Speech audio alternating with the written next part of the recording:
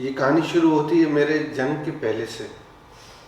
जब मैं अपने मदर की माँ के पेट में था, उनको कमर में दर्द था, तो अपने गुरुजी के पास गई कि गुरुजी मुझे कमर में बहुत दर्द है। उन्होंने कहा कि तुम्हारे पेट में जो शिशु पल रहा है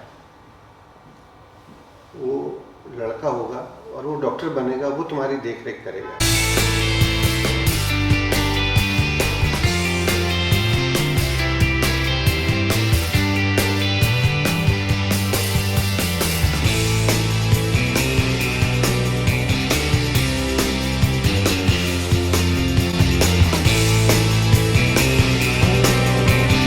नमस्कार। बातों बातों की आज की श्रृंखला में मैं आपको जिनसे मिलवाने के लिए ले चल रहा हूं, बेहद खास व्यक्तित्व है उनका, बहुत खास शख्सियत है वो। जबलपुर के जाने माने डॉक्टर हैं, डॉक्टर हंसमुख वर्मा। नमस्कार। नमस्कार संजय सिंह। डॉक्टर साहब, आपकी तो बहुत सारी कहानियां जो आपने खुद मुझे बताई हैं, उन सब के बारे में मैं चर्चा करूंगा। सबसे पहले ये बताइए कि आप रहने वाले हैं गुजरात के, जबलपुर से कैसे जुड़ गए आप? मेरे पिताजी ब्रिटिश टाइम से, फिर जब हिंदुस्तान आज़ाद हुआ, सेंट्रल इंडिया जिसमें मध्य भारत कहलाता था, जिसमें नागपुर भी शायद मध्य भारत आता था, उसके उस ज़माने में आयरन और स्टील और सीमेंट ये राशन से मिलते थे, परमिट से मिलते थे। तो सीमेंट और आयरन के जो परमिट होते थे उनके वो कंट्रोलर थे मध्य भारत के। तो जबलपुर शहर में वो कंट्रोलर रहे और यहाँ उन्होंने अपना ज़िंदगी का मेन टाइम यहाँ शुरुआत किया। फिर यहीं। आपका जन्म कहाँ हुआ? सब पूरी फैमिली वहीं सेटल हो गई। हम लोग 7 भाई बहन हैं और 7 भाई बहन में से 6 भाई बहनों का जन्म जबलपुर शहर ही में हुआ। जी हाँ, मैं सेंट लोयस स्कूल जबलपुर में पढ़ा हुआ हूँ और फिर स्कूलिंग के बाद मैंने फर्स्ट BSc साइंस कॉलेज से किया। उसके बाद MBBS का जब मौका आया तो MBBS में मुझे मेडिकल कॉलेज जबलपुर में भी एडमिशन मिला, एम्स में भी एडमिशन मिल गया, मिलिट्री में भी मुझे पूना में एडमिशन मिल गया। लेकिन फिर मदर ने कहा कि नहीं बेटा, अगर तुम्हारा जबलपुर शहर में ही एडमिशन हो जाता है इसी मेडिकल कॉलेज में तो मुझे बड़ी खुशी होगी।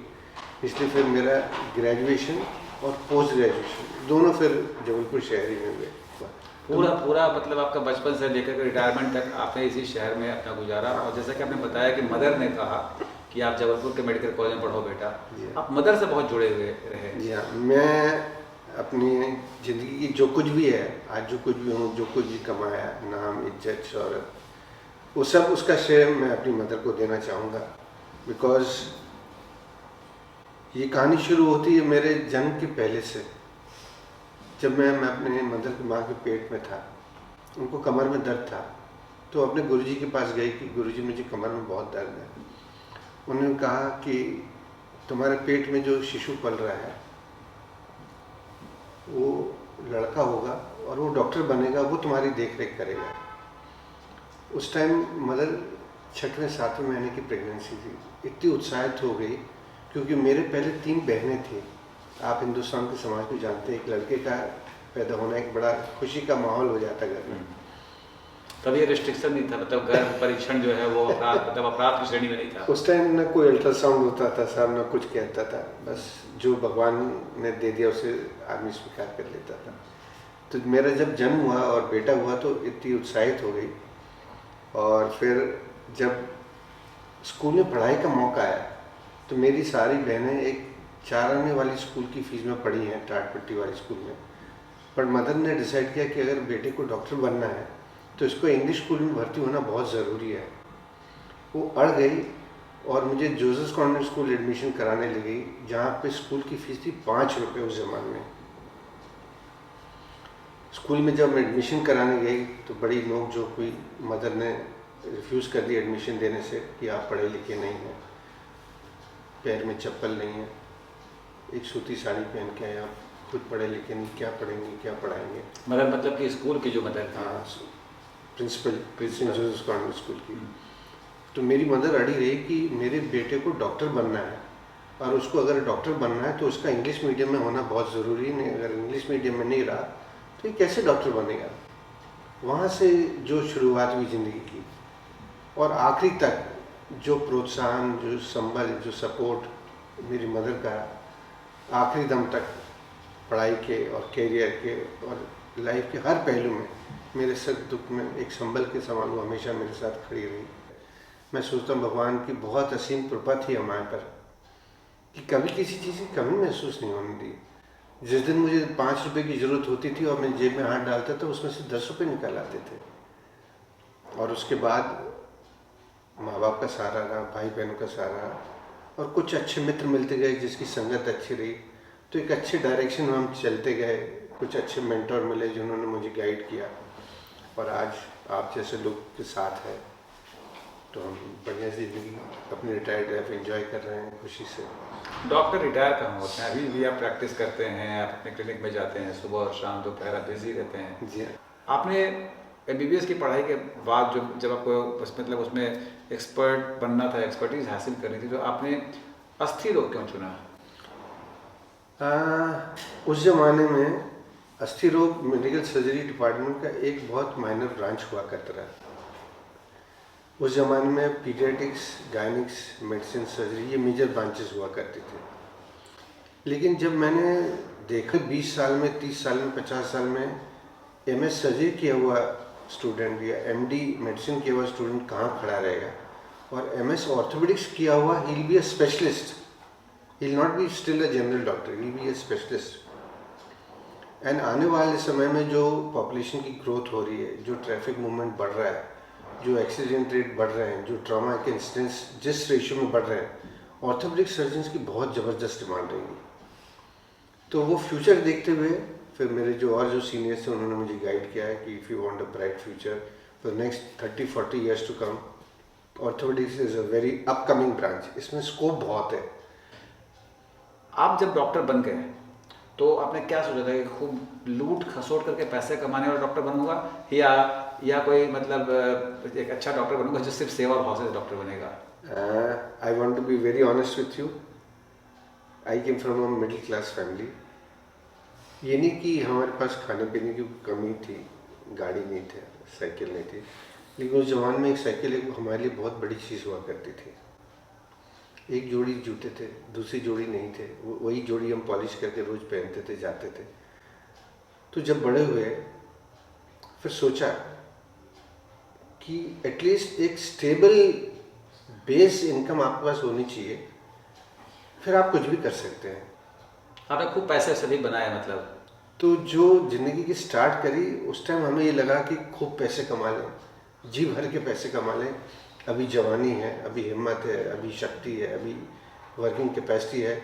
जो 20 साल का है तो उसमें इतना पैसा कमा लें कि हमको बाकी के फ्यूचर की लाइफ की चिंता न रहे। उस दरमियान में कुछ थोड़ा सा रास्ते से भटक गया, इसमें कोई दो मत की बात नहीं। तो मतलब आप नौकरी कर रहे थे सरकारी डॉक्टर होते हुए, प्राइवेट प्रैक्टिस में खूब पैसे बनाए? सरकारी नौकरी में मैंने कोई ढिलाई नहीं करी, लेकिन प्राइवेट में खूब पैसे लेकिन प्राइवेट में रात को मैं 6:30 बजे से रात को 11:30 बजे तक और सुबह 4:30 बजे से उठ के सुबह 8 बजे तक जी भर के प्रैक्टिस करता रहा और जी भर के पैसे कमाए। तो आपने पैसे कमाए, तो वो कौन सी परिस्थिति आई जिससे कि आपका एकदम से मोह भंग हो गया? थोड़ा सा उस कहानी को मैं सुनना चाहता हूँ। एक बार क्या हुआ, एक हमारे मित्र थे, वो बैंक के मैनेजर थे। तो उस बैंक मैनेजर को मैं सारे पैसे दे देता था, तो मैं उनको दे देता और वो इन्वेस्ट कर देते। उस ज़माने में ना आधार कार्ड हुआ करता था, ना पैन कार्ड हुआ करता था, एंड आई ट्रस्टेड हिम। उसने कहाँ पैसा डाला था मुझे पता नहीं, मैं तो दे भर देता था उनको। एक दिन रात को उनकी वाइफ का फ़ोन आया कि डॉक्टर साहब उनको चेस्ट में बहुत पेन हो रहा है, आप जल्दी से आ जाइए। मैं तुरंत फर्स्ट एड एम्बुलेंस लेके उनके घर पहुँचे, तब तक उनका देहांत हो गया था। पैसा डूब गया? जी हाँ। मतलब वो डूब ही गया, कहाँ गया पता नहीं चला? कोई आते उसका था मतलब मैनेजर के तेरा जाना दिल के अरमानों का लुट जाना। तो उसके बाद आपकी ज़िंदगी पर क्या फ़र्क पड़ा? फिर जब मुझे इतना धक्का लगा, मैंने कहा मैं सुबह 4:30 बजे से लेकर के रात को 11:30 बजे तक अपनी सेहत at the cost of family, personal life, मैंने इतनी भागदौड़ करी और एक चुटकी में वो पूरा पैसा छू मंतर हो गया और मैं कुछ नहीं कर पाया। और फिर मैंने प्रैक्टिस बिल्कुल परफेक्टली आराम से करना शुरू कर दिया। पहले मैं किसी को फीस लिया बगैर नहीं छोड़ता था, दबा के पैसे लेता रहा सर्जरी के देखने के, चाहे वो राजा हो चाहे महाराजा हो, रंग हो फकीर हो। उसके बाद मेरी 50% प्रैक्टिस फ्री हो गई। मैं कोई भी गरीब पेशेंट आता था उसको अपनी जेब से दवा गोली के पैसे दे देता रहा। मेरी सऊदी में पोस्टिंग हुई तो मैं बैंक में एक NRI अकाउंट खोल करके सऊदी अरब गया। वहाँ पे मैंने सारे पैसे ट्रांसफ़र किए। उस ज़माने में 14.5% इंटरेस्ट मिलता था। तो बैंक मैनेजर ने पूछा कि डॉक्टर साहब इतने पैसे आप सेविंग में रख रहे हैं, इसको आप FD कर दीजिए। तो किसके नाम FD कर दूँ? तो मैंने बोला मेरी लकी स्टार मेरी मदर है, उनके दमयंती शांतिलाल वर्मा के नाम से आप दमयंती शांतिलाल वर्मा माँ का नाम था। माँ का नाम, उनके नाम से FD कर दीजिए। तो उन्हें करीब 24 लाख रुपए की FD, जो कुछ भी मैंने सऊदी से कमाया था, क्योंकि वहाँ मेरा कोई खर्चा ही था नहीं, सब कुछ फ्री था मेरे लिए। जो सैलरी आती थी पूरी की पूरी एज इट इज़ ट्रांसफ़र हो जाती मेरे अकाउंट में। तो जब मैं 1 साल बाद लौट के आया, उसके बाद I lost my father, mother की तबीयत ठीक नहीं थी, तो मैं जबलपुर आ जाना चाहता, तो मैंने अप्लाई किया, मेरा ट्रांसफ़र जबलपुर हो गया। तो वो अकाउंट मैंने मैनेजर को कहा कि आप please as it is Canara bank में ट्रांसफ़र कर दीजिए जबलपुर। वो साउथ इंडियन का एक मैनेजर, बहुत अच्छा दोस्त था, बहुत सज्जन व्यक्ति, उसने ट्रांसफ़र कर दिया। अब इत्तेफाक से वो अलॉन्ग विथ FD पूरा अकाउंट ट्रांसफ़र हो गया, लेकिन उसका जबलपुर का कोई कॉन्टैक्ट वो नहीं दे पाया और वो रिटायर होकर चले गया। मैं जबलपुर के शिफ्ट होने में, रीसेटल होने में वो भूल ही गया। फिर मेरा एक मित्र कैनरा बैंक में रिटायर हो रहा था, तो उसने कहा कि डॉक्टर साहब मैं रिटायर हो रहा हूँ, मेरा फेयरवेल पार्टी आप आइएगा जरूर। तो मैं उसके रिटायरमेंट पार्टी में गया और उसने फिर सब लोगों से इंट्रोड्यूस कराया, बोले डॉक्टर HS वर्मा है, इनका प्लीज़ अकाउंट खोलिए। वहाँ एक अकाउंटेंट बैठा था, तो उसने पूछा कि आप HS वर्मा, पूरा नाम क्या है आपका? तो मैंने कहा हसमुख शांतिलाल वर्मा। तो उन्होंने पूछा कि दमयंती शांतिलाल वर्मा कौन है? मैंने मेरी मदर है। मैंने क्यों? वो साहब हमारे पास 24 लाख रुपए की FD है और पिछले 10 साल से हम ढूंढ रहे हैं, कोई अता पता नहीं, उसको कोई माँ बाप नहीं। आप आगे इत्तेफाक से वो FDs पड़ी हुई है और उसका कोई माँ बाप नहीं है। तब आपको याद आया वो? तब याद आया और उसमें 14.5% इंटरेस्ट एक्रूड हुआ। तो जो आना था वो आकर रहा आकर रहा, और जो जाना था वो जाकर रहा। तो आप यहाँ पर लोगों को कोई संदेश देना चाहेंगे पैसे के संदर्भ में? हाँ, पैसे के पीछे कभी नहीं भागना चाहिए। जितना आपके नसीब का होगा सामने से चल के आएगा। एंड एज ए डॉक्टर मैं तो अब I am a firm believer कि भगवान ने आपको ये पेशा दिया है लोगों की सेवा करने के लिए। आप जी भर के सेवा करिए। पैसा राजी खुशी से लोग देंगे, खूब प्रेम से देंगे, और जो प्रेम से दिया हुआ पैसा रहेगा वो आपको फलेगा, फूलेगा, आपके घर में सुख शांति समृद्धि देगा। जो लूट खसोट का पैसा वो दाएं बाएं निकल जाएगा, आप कितनी ताकत लगा लेना बचा पाएंगे। तो फिर मैंने अपनी ज़िंदगी का लाइफस्टाइल बना दिया और मैं अपने जितने भी स्टूडेंट्स हैं उनको ऑपरेशन करने के साथ साथ ये एक सबक ज़रूर देता हूँ कि बेटा याद रखना, मैंने जो गलती करी थी MS ऑर्थोपेडिक्स पास करके फिर पैसे पीछे भागा, वो गलती तुम मत करना। कोई अपनी ज़िंदगी में सर्जरी के से संबंधित कोई ऐसी घटना याद करना चाहें जो हम लोगों को बताना चाहें? ये है 27 अगस्त 97। मुझे मेडिकल कॉलेज जबलपुर से फ़ोन आया कि सर एक पेशेंट आया है, उसके पैर के ऊपर से एक ट्रक निकल गया है और हम लोग दोनों पैर उसके काटने के लिए तैयार। मैंने नहीं, till I come no amputation, आप तैयारी करिए। अब उस पेशेंट को शिफ्ट कर रहे थे ऑपरेशन थिएटर में। तुरंत 20 मिनट में मेडिकल कॉलेज में मैंने आप ऑपरेशन थिएटर में शिफ्ट करिए। मैं ऑपरेशन थिएटर में पहुंचा तो बाहर उसकी वाइफ, 3 बच्चे, रिश्तेदार सब करते। उसकी वाइफ ने, बच्चों ने पैर पकड़ लिए, बोले साहब हमारे घर में 21 जन हैं और यही एक जरिया हमारे स्रोत कमाई का, 21 जन के पालन भरण पोषण का इसके पर है, इनकी ज़िंदगी बचा लीजिएगा। पैर का जो होगा हमें चिंता नहीं, बस ये जिंदा बच जाए। मैंने आप बिल्कुल निश्चिंत रहिए, ज़िंदगी भी बचेगी और मैं पूरी कोशिश करूँगा पैर भी बच जाए। आप भगवान से प्रार्थना करिए। उस पेशेंट को हम ऑपरेशन थिएटर में शिफ्ट कर रहे थे। मैंने पेशेंट के पास गया और मैंने बोला कि आप निश्चिंत रहिए, सब ठीक हो जाएगा। और उसके पहले 4 हॉस्पिटल गया था, जहाँ चारों हॉस्पिटल उन्होंने बोला कि पैर काटेंगे इतने पैसे जमा करो, पैर काटेंगे इतने पैसे जमा करो। वो बेचारा गरीब आदमी था, उसकी छोटी सी किराने की दुकान, एक बेकरी थी नमकीन की। उसके बाद उसने कहा कि सर मैं पैसे बंदोबस्त कर दूंगा, आप मुझे ऑपरेशन कर दिए। लेकिन चारों हॉस्पिटलों ने मना कर दिया और आखिरी में उसको बोला तुम अब पैर कटने तो मेडिकल कॉलेज चले जाओ। जैसे हमने उसको ऑपरेशन थिएटर में दिया, तुरंत फिर मेडिसिन वाले आए, एनेस्थीसिया वाले आए, हमने इंसुलिन स्टार्ट किया, उसका इंसुलिन कंट्रोल किया और मैंने दोनों पैर को देखा तो लकीली जो बायां घुटना था वो डिसलोकेट होकर पूरा पीछे पड़ा हुआ था, इसलिए उसकी जो वेसल्स थी पैर की सर्कुलेशन बंद हो गई थी। मैंने जैसे एनेस्थीसिया दिया और उसका घुटना रिलोकेट किया, उसका पैर का सर्कुलेशन स्टार्ट हो गया। तो लेफ्ट पैर तो immediately it was revived, right पैर पूरा चकनाचूर था, कचल गया था चारों तरफ से। मैंने कम से कम एक पैर तो ठीक हो गया, I am happy about it. दूसरा पैर हम लोगों ने 9:30 बजे स्टार्ट किया था ऑपरेशन। मुझे याद नहीं है कि कब सुबह के 8 बज गए। हमारी पूरी टीम लगी रही और जब ऑपरेशन फिनिश करके मैं उठने की कोशिश करी तो मैं से उठा ना गया, कमर मेरी पूरी जकड़ गई थी। और मुझे तब जाके जब मैंने घड़ी पे देखा ओह 8 बज गए दिन के। फिर मैं पेशेंट को ट्रॉली समेत उसके घर ले गया, वार्ड में ले गया। उसके सारे रिश्तेदार आए, आराम से मैं उसके साथ बैठा रहा जब तक वो उसको एनेस्थीसिया का इफेक्ट ख़त्म नहीं हो गया। बिठा के हमने उसको बढ़िया एक कप चाय पिलाई और रिश्तेदार बोला भगवान की कृपा है, आपकी प्रार्थना पूरी सफल रही, दोनों पैर बच गए हैं। एक मरीज के बारे में डॉक्टर कब फैसला करते हैं कि उनका शरीर का कोई अंग काट देना चाहिए?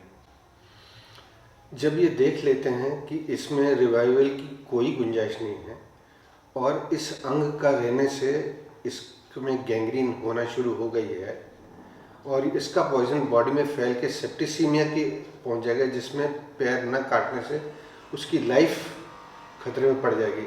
उस समय हमको ये कड़वा डिसीजन लेना पड़ता है कि हमको शरीर बचाना है पैर काटने के। गैंग्रीन आपने वर्ड यूज़ किया, गैंग्रीन क्यों होता है? जब पैर क्रश हो जाता है, टिश्यू डेड हो जाता है, उसका सर्कुलेशन बंद हो जाता है, तो उसमें फिर डेड टिश्यू में बैक्टीरिया और दूसरे ऑर्गेनिज्म ग्रो करना शुरू हो जाते हैं और उसमें से जो टॉक्सिन्स निकलते हैं वो किडनी को, ब्रेन को, हार्ट को इरिवर्सिबल डैमेज पहुंचा देते हैं। तो गैंग्रीन हो जाता है तो मतलब पैर काटना ही ऑप्शन है कि इलाज हो भी सकता है उसका? स्टेज 1 का जो इस्चीमिया है वो रिवर्सिबल होता है, लेकिन एक बार गैंग्रीन हो गई और डेड टिश्यू हो गया है, इट इज़ इरिवर्सिबल, उसको काटने के अलावा कुछ चारा नहीं है। आप उम्र के इस पड़ाव पर भी बेहद हैंडसम हैं। मेडिकल कॉलेज में पढ़ते रहे, इंग्लिश स्कूल में पढ़े आप, कभी इश्क मोहब्बत के चक्कर में पड़े आप? हम इसके इतने किस्मत वाले नहीं रहे। क्या बात कर रहे हैं? क्योंकि 2 वजह थी उसकी। एक वजह तो ये थी कि जब हमने स्कूल पास किया और कॉलेज में गए तो मेरी माँ ने मुझे बुला के बोला कि बेटा अब तुम बॉयज़ स्कूल से एक को एजुकेशन के ग्रुप में जा रहे हो, मिडिल कॉलेज में जा रहे हो, जहाँ पे लड़कियाँ हैं लड़के सब साथ बैठेंगे, उठेंगे, बैठेंगे, डिसेक्शन करेंगे, ऑपरेशन करेंगे। एक चीज़ का ध्यान रख लेना बेटा, बहुत डिस्ट्रैक्शंस आएंगे तुम्हारी ज़िंदगी में, लेकिन तुम एक घोड़े की जो लगी रहती है साइड, सीधे तुम्हारा तीर पे निशाना रहना चाहिए कि मुझे कैरियर में आगे बढ़ना है, मेरे पास कोई डिस्ट्रैक्शन नहीं होना चाहिए, मेरी पढ़ाई पूरी हो जाए, मैं उसमें अव्वल दर्जे से पास हूँ, अपने घर का, माँ बाप का नाम रोशन करूँ और उसके बाद तुमको जो करना, लेकिन पढ़ते दरम्यान ये तुम्हारे पास कोई डिस्ट्रैक्शन नहीं होना चाहिए। और एक इत्तेफाक से एक और बढ़िया शेयर करूँगा, एक लड़की थी, मैं नाम नहीं लेना चाहूँगा, वो काफ़ी उसने कोशिश करी नज़दीकी बनाने की। हमारे मोहल्ले में सिर्फ हमारे घर पे एक फ़ोन हुआ करता था, आस पड़ोस वाले फ़ोन हमारे यहाँ करते थे। तो एक दिन उसने फ़ोन किया, इत्तेफाक से मदर ने फ़ोन उठाया तो लड़की ने बोला कि मुझे हसमुख से बात करनी है। बोले क्या काम है? बोले मुझे उससे नोट्स चाहिए हैं। तो मेरी मदर ने उससे कहा कि बेटा तुम्हारे जितनी उम्र है उससे 4 गुना उम्र मेरी है, मेरे बेटे हसमुख को आज के बाद तुमने फ़ोन किया है, ये इस नोट्स के बहाने उसको डिस्ट्रैक्ट करके अपनी तरफ आकर्षित करने की कोशिश करे तो याद रखना मैं तुम्हारे घर आके तुम्हारी टांगें तोड़ दूंगी। तो लड़कियों में ऐसा हवा फैल गया कि अरे बाप रे, जिसकी माँ ऐसी खतरनाक है उससे दूर ही रहें तो ठीक है, नहीं तो अपनी तो ज़िंदगी बर्बाद हो जाएगी। तो वो एक फ़ोन कॉल ने सारा डिस्ट्रैक्शन अलग कर दिया। तो फिर अब आप ये बताएं कि आपको प्यार फिर कब हुआ? प्यार करने का कभी मौका ही नहीं मिला। इश्क करने का कभी मौका ही नहीं मिला। क्या बात कर रहे हैं? कोई जिंदगी में ऐसा आया ही नहीं हाँ। जिससे मैं इश्क कर पाऊँ या प्यार का हो। कहाँ वो पड़ाव निकल तो गया। हमारी जो अभी भाभी है, नैना भाभी हैं, हाँ, वो आपकी जिंदगी में कैसे आई? वो तो भगवान की एक देन है, हम मानेंगे। आज जो कुछ भी हमारे घर में ये रौनक देख रहे हैं, खुशियाँ देख रहे हैं, सुख शांति ऐश्वर्य मौज मस्ती देख रहे हैं, वो उनकी मेहरबानी है। उनके नेचर में मेरे वजह से मेरी ज़िंदगी में बड़े बदलाव लाए।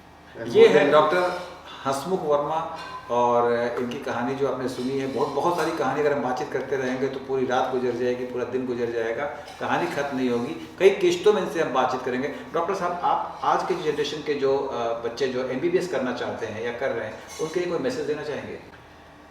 देखिए, अब आज की जो जनरेशन है वो फास्ट ट्रैक वाली है। वो चाहती बहुत जल्दी पढ़ाई हो जाए, बिना पढ़े हम पास हो जाएं, बिना मेहनत करे हमें डिग्री मिल जाए, बिना कुछ किए हम डॉक्टर की डिग्री मिल जाए और हम जाके पैसे कमाने लगें। तो मेरी उनसे एक ही रिक्वेस्ट रहेगी कि पढ़ाई को पूरी शिद्दत से करें, जो उनकी ट्रेनिंग है उसको पूरी शिद्दत से अपनी ड्यूटीज़ निभाएं, जितना ज्ञान अर्जित कर सकते हैं उसको पूरी कोशिश करें में अपनी पूरी दिन रात लगा दें। और डॉक्टर बनने के बाद जो भगवान ने इस नोबल प्रोफेशन जिसको हम कहते हैं, उसको कभी भी ज़िंदगी में नीचे नहीं होने देना। हमेशा उस जो वाइट कॉलर कोट आपने पहना उसकी इज्जत हमेशा बनाए रखना। ज़िंदगी में बहुत पैसा आएगा, बहुत इज्जत आएगी, बहुत शोहरत आएगी, लेकिन उस कोट में एक भी धब्बा, एक भी स्याही का धब्बा नहीं लगना। यही मेरी आपसे गुजारिश है। तो ये डॉक्टर वर्मा का संदेश था। हम फिर मिलेंगे, जल्द मिलेंगे किसी नई शख्सियत के साथ, नई कहानी के साथ। फिलहाल दें इजाज़त। नमस्कार। नमस्कार संजय जी, आपका बहुत बहुत शुक्रिया।